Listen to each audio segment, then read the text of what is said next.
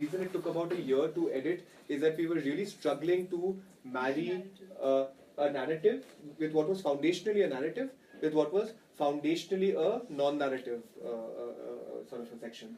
Uh, Over time, how we tried to resolve this was so we enframed the film and structured it like this that we said Meena Bazar, the sleep biography of a person, Lohapul, the sleep biography of a place. What this allowed us to do is to have this kind of a contrapuntal relationship between the biographic kind of a mode of documentation and shooting a whole place. The reason I'm bringing this up is in terms of how one, like what one's possible approach towards narrativizing informality could be, and this is the step. This is the sort of thing that we thought about in terms of because informality always struggles with the burden of whether one focuses one's gaze on the personhood, on the individual life, or on the rubric of this whole complex matrix of intermeshing discourses of just infrastructural things, of extra legality, on these kinds. So our sort of response to that in the film, and one that we're still grappling with, is about having this kind of. I don't know if that's clear, but I mean it will become clear once sees the film. Yeah. I'm actually done with like so we. Okay, can so have first a, of all, great, thank you so much. So big round of applause.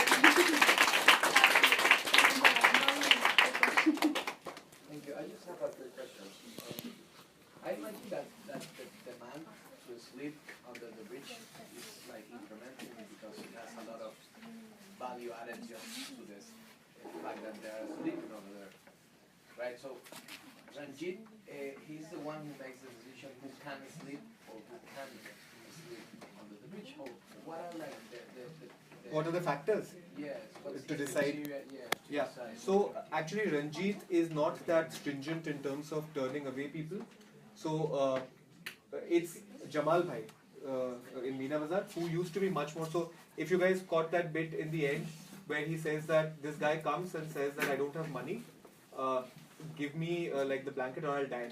And he says you don't have the permission to die here because it would be too costly for us. Because if you die, I'm gonna have to pay $1,200, which means actually the cost that he would have to incur with the municipal truck, with the photographer that's mandatory, with the dead body and so on.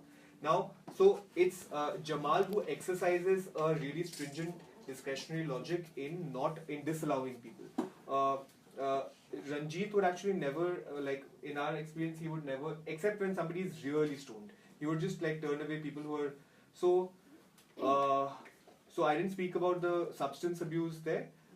The worst kind of substance abuse that we've come across in Delhi is this thing called Avil. Avil is a horse sedative which is injected intravenously. Now what happens is that obviously when you're injecting, very often air might go in and that is excruciatingly painful and it's like it's very often fatal. Yeah. So and it's the, I mean Ranjit, who's clearly seen a lot in life, says that that's the most painful thing that I've ever seen. So he doesn't permit that kind of substance. He'd allow weed or hash, but he won't allow, like he doesn't allow Avil or that kind of heavy substance abuse. So that is, at least from what we've encountered, the only criterion by which he disallows people. Yeah, but he's also on a couple of occasions, if somebody had turned up drunk and was causing a ruckus, at that point the punishment was that you're not allowed to sleep in this area for the night. So they used to be sent across the road or something like that. But yeah, it was basically nothing that should impinge on the safety of the community or of the people who are sleeping there. So yeah. I just have a question about the differences in the I forget the name, the two different places where people are sleeping in terms of so one, there's kind of like a social contract, right, and there's these sort of social norms that develop, whereas the other there isn't that, and there's like sort of this lack of security in one, and then there's this this where you feel safe and you can trust one another. And I'm curious, I can think of kind of a couple of factors, but I would just want to get your kind of thoughts on the physical actual space, right? And so one is very open, and there's many people, and one is very kind of enclosed, and it's a small space, and also so so I guess it's the physical space and also the number of people, I'm thinking that can kind of like shape that, the formation of those kind of two very different types of, I guess, social, I don't know what you call it, but, I just wanted to get your thoughts on that and then kind of additional factors you think play into like how different they are. No, you're absolutely right. The physical aspects of the ecosystem there determine social relations completely. I wouldn't use the word secure or insecure because in both places if they've paid, they feel secure. Even at Jamal Bhai's place, if they've paid, then they are under his protectionist sort of control. So they won't feel like not secure there. But you're absolutely right. Remember, Loha Pul came to be because that area was conducive for sleeping thanks to the wind conditions there. So you're absolutely right. But however, the film is also plotted seasonally. All of Loha Pul is shot in the summers, all of Meena Bazar is shot in the winters. And that is how actually Delhi also responds to the two places. Meena Bazar is scantily populated during the summers and vice versa with Loha Pul. So the place, like the condition, and because you're right, because it's a thinner enclosed space, the bonds of kinship are much stronger. The Meena Bazar is much more disaggregated. Every day there is a constant kind of a traffic of people where people are crossing through, etc. So there isn't a kind of personal sort of a bond that is created in Loha Pul at all. But I guess I'm curious with the security thing, they gave their stuff away, right, because they were afraid that someone was going to steal it. But in Lolopuli, that, or whatever, that didn't happen, right? They had their stuff, so there wasn't that fear, really. No, but that might also be because it's a small place. In Loha Pul, if there would be only double the number of people who are here and a similar kind of architecture. Because it's smaller, chances of the guy who's stealing getting caught and also getting identified is much more. Meena Bazar is a chaotic. It's like a sensory upheaval. It's like a huge crowd. In Loha Pul also, because it's this kind of a space, so one of Ranjit's workers is always sitting here, keeping an eye on the screen, keeping an eye on everybody within. So just policing it is just much easier. Whereas in Meena Bazar, it's just safer to just hand over your stuff and then just go to sleep without it. I'm sorry to repeat my question. But Yeah, sorry. Yeah. Story is incomplete without women and children, and Yeah. where do they sleep? Yeah, so both these places are almost exclusively male dominated. The other thing is that in Delhi, there are official night shelters for women and family night shelters for a couple with under the age of an 8-year-old kid. So there are provisions like this. Now, in this film, what happened is that there were 3 chapters. There was Loha Pul, there was Meena Bazar, and we're looking at this one particular night shelter, again in Old Delhi, behind Jama Masjid. We had 2 friends of mine, 2 women friends of mine who were shooting, but the rest of the crew was, of course it wasn't logistically, because we weren't, and rightfully so, given access into the place. I mean, because men aren't allowed. So logistically over time it just wasn't possible, feasible for us. So now, so the plan is that we are going to make a volume 2 of the film, which is only looking at women's sleep in the city.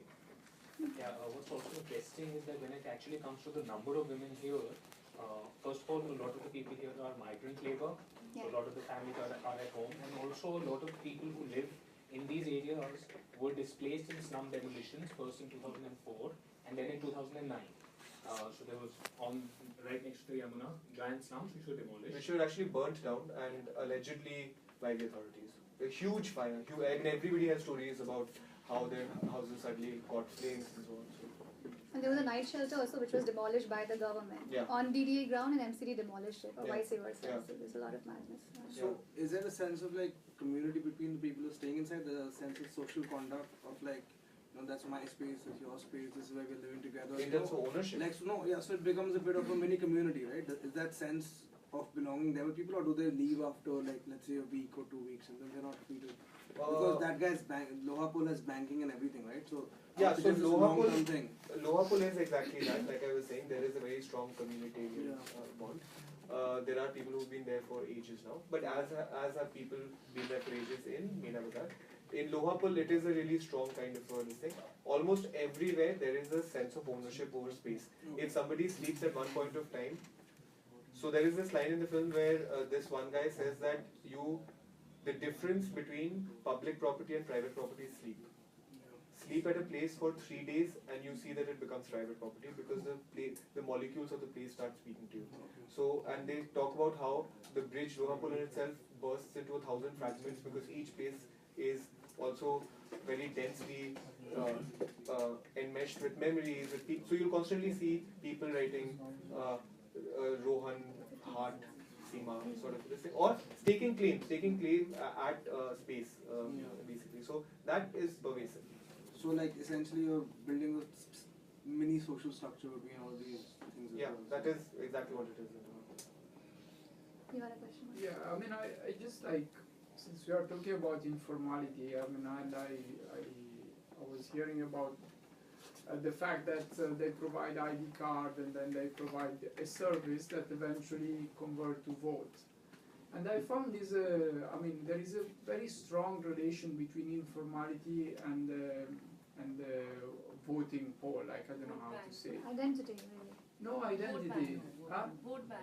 Yeah, vote bank. That, So I think is, I mean, it's definitely not. It's something that, for instance, we have been studying resettlement colony, and resettlement colony is exactly what. Okay, some people became homeless, but some other people got from the government when they got evicted, like a plot of land, usually far, small, whatever. But at least they got something. So 20, 30, 40 years ago, they were giving 90-year lease. So it means, okay, it's yours. Now they're giving 5-year lease. And every 5 years, a politician goes and say, hey, you know what, I'll extend. So informality is in fact like a big pool of vote, of people that mostly can be manipulated to vote. And this is a very unfortunate case because instead to be a democracy about voting, then eventually it's like an excursion of like, again, 70% of the population that is incapable to really take a decision based on objective like aspect. Right. No, you're absolutely right.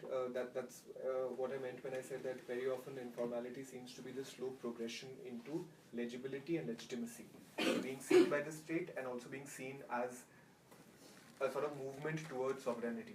Absolutely.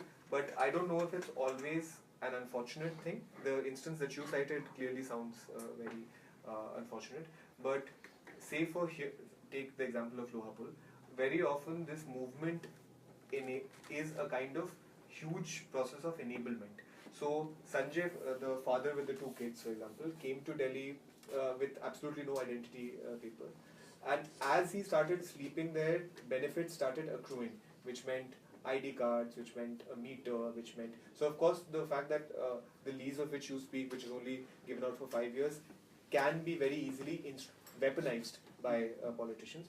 But these other kinds of tertiary markers like an electricity meter, a bank account, or this thing, only help. So it is purely by the dint of that his kids got. So what I mean is that the move towards legibility is often as much an enabler. I agree. This dual kind of component of positive and negative is there. No, I understand. Yeah.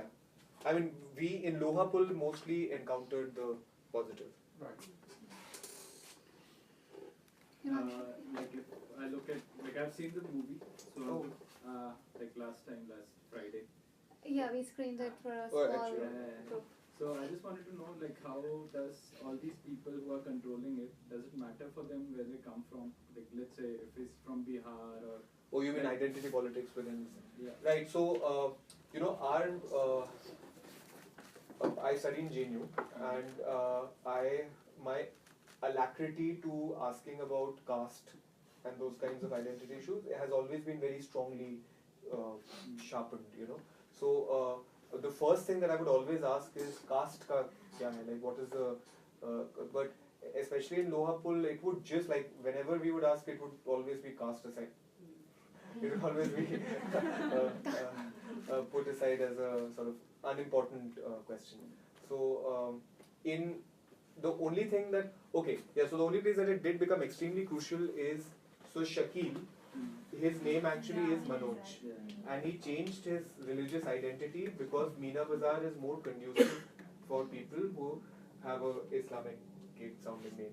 So in Meena Bazaar, because it's because the Jama Masjid is right next door and a large number of people there are Muslim, which is why he changed his religion. But in Lohapul, we've never encountered any kind of profiling based on identity politics. But of course, like which is why Shakil also became a crucial character. The fact that we found a guy whose life is dominated by sleep-related decisions to this extent that he changes his religious identity because of sleep-related factors. That was quite interesting to see. No, but my whole thing is still why the primary lens on Shakil when what you just told us about Ranjit and of Jamal Bhai and the whole mafia and legitimizing everything, that seems just much more interesting than, you know, just seeing it through the lens of Shakil, which, you know, Ranjit sort of seemed, again, I'm sorry. Right, well, I mean, I didn't think so, and I can tell you why I didn't think so. So the film is actually not, if you look at it purely in terms of the time division, it's not only Shakil. It's both Ranjit and Shakil. The thing about Ranjit and Lohapul is that Ranjit never gets biographically investigated. You only see him philosophizing because when he starts philosophizing, he has the mental acuity. Like you remove his quotes and attribute it to Rancière, and it will seem like a French philosopher said it, you know, because there is that kind of sophistication of thought. But at the same time, he never gets interiorized in a biographical kind of a way. With Shakil, what happens is that you get to know about his family, you go to his village and so on. So once seeming investment is much more. So perhaps that is why it gives the impression that Shakil is. My interest in it was because it was important, like I said, that in how one deals with informality, I wanted to have one foot on the intensely biographic, like the person, like the cult of personhood, and one foot on the larger sensorium of it, which is why. So it was a strategic editorial choice. Just to get how the structure and how it affects someone in the structure. Yeah, I mean the relationship between the particular and the whole, and I'm just curious about the process of filmmaking. Like when you're doing a documentary film, at what point did you realize like Shakil could be a good character to sort of pursue? And I mean, as opposed to a completely like a fiction film where you decide the story, this is a much more challenging job where the story is there with you, but you still need to form a narrative out of it. So. Yeah, so initially when we started going to Meena Bazaar, we just used to look for people to interview, and we interviewed a lot of people. Initially we just weren't shooting with cameras and just talking to a lot of people, and while we were doing this, we noticed that Shakil was always hanging around, showing an interest in being spoken to, potentially. And constantly saying, "मैं आपको ऐसी चीजें बताऊंगा जो कोई नहीं बताएगा." So it became clear, and then we started interviewing him, and it became clear very quickly that he was the classic unreliable narrator, because he'd say one thing, 5 minutes, after 5-10 minutes he'd say something else entirely differently. So that illustrated to us that he's probably being an interesting character to follow. And apart from that, other factors were he was an outsider to that space, even to this space. So in terms of the potential for impending problems or crises, that also makes it feel interesting. And apart from that, there's also another factor, which is that because it's such an intrusive process and you're following a man for so long, if he's not actually enthusiastic about it, you will at some point lose your character. So that was the more pragmatic process. But apart from that, in terms of just between the fact that he was this unreliable narrator and had this tumultuous relationship with Jamal and with the space as a whole, that was basically the main reason we did it. So like 3 catchwords: consent, relationship with environment, possible transformation in life in the future. So anybody who ticks those 3 boxes usually, at least for me individually, makes the. So at some point, did you start becoming like? Did you start directing him like do this, do that? Did you? Right. So this is like the ethical compunctions of shooting with somebody, especially whose life is dictated by a kind of inadequacy or disempowerment, and we also coming from a certain class. So the thing is that, of course, we wouldn't ever tell him what to do, but what always happens is that everybody starts enacting, like certain kinds of employment happens because people start inhabiting certain kinds of roles. So after a certain point of time, we realized that whenever I would be present, he would do certain things or he would do particular kinds of things. He was very relaxed with Aman, for example. So when Aman would be there, he would, like laugh around or share a joint or, that sort of thing. So, of course, one constantly inhabits particular kinds of subject roles.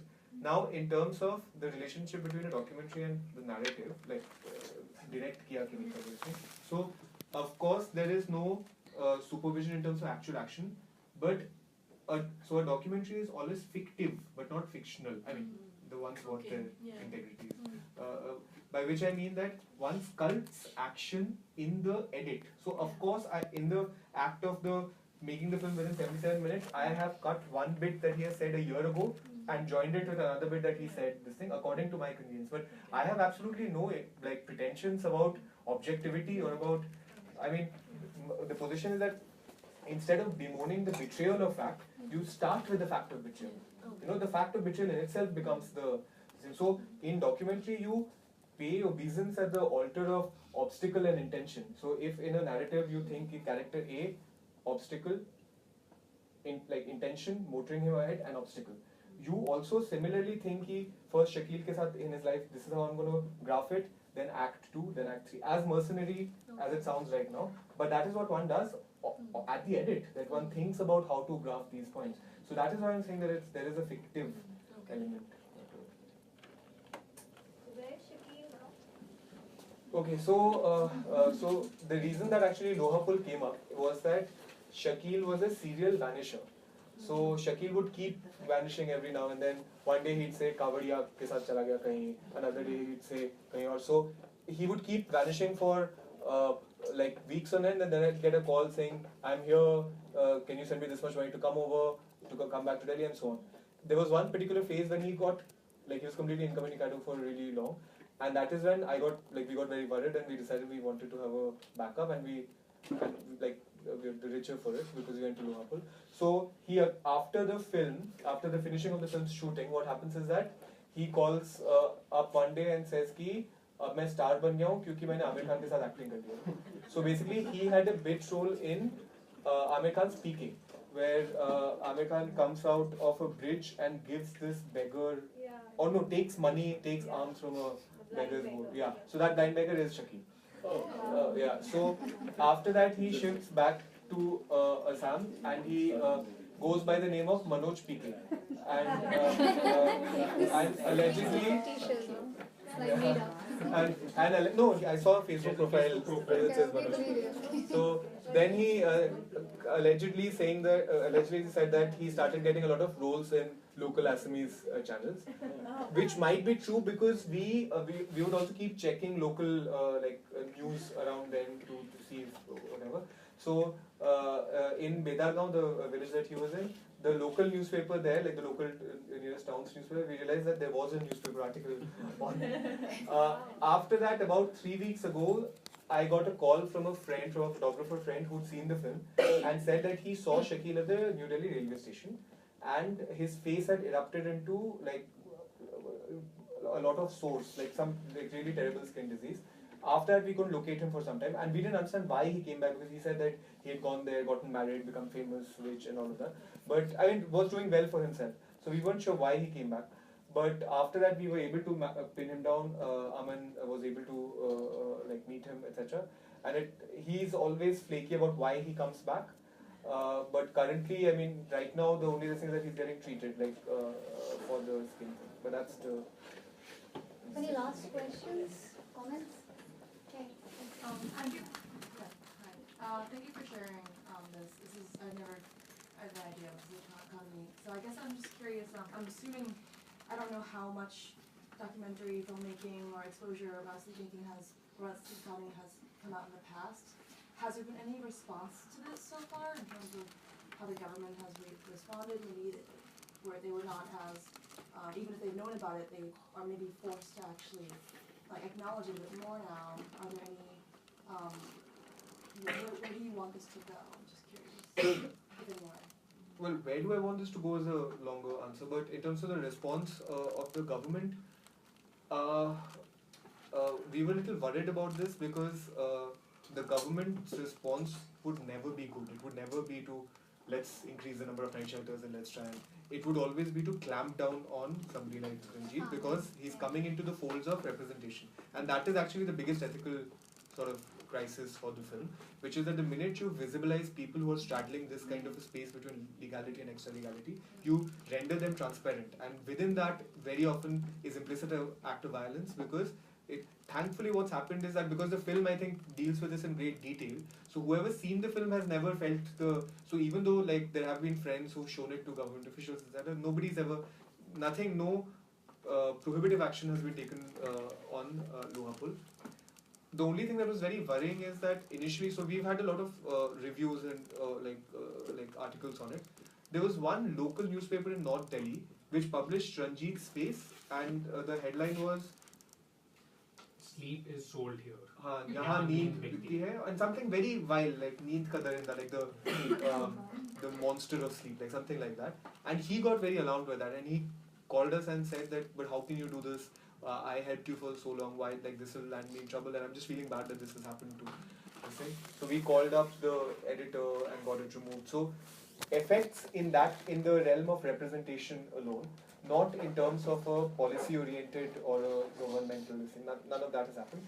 What has happened, and I think in terms of an actual concrete terrestrial action, is that a large number of NGOs have shown interest. So ActionAid and so on. So what we've done is that we did screenings for sets of specific people. So lawyers, for example, a set of lawyers who are working on human rights and beggary acts. Beggary Act is the main sort of weapon that the police uses to remove people and like brutally sort of arrest them. So what is the the Beggary Act is you are not allowed to beg. It's as simple as that. So they have this thing called I'm forgetting the name of Seva Kutir, which is a truck, like a police lorry that travels around the city at a certain point of time, arresting anybody who's begging.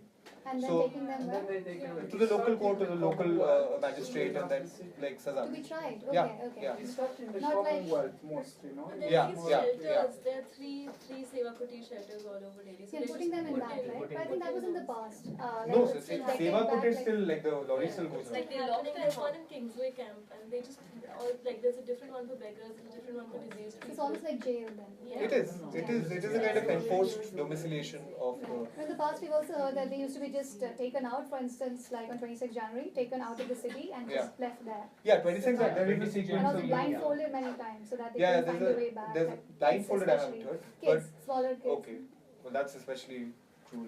But yeah, 26 Jan, so Republic Day, Independence Day, there is a major kind of a sanitization drive, and because this is also very near India Gate and Red Fort, so people get.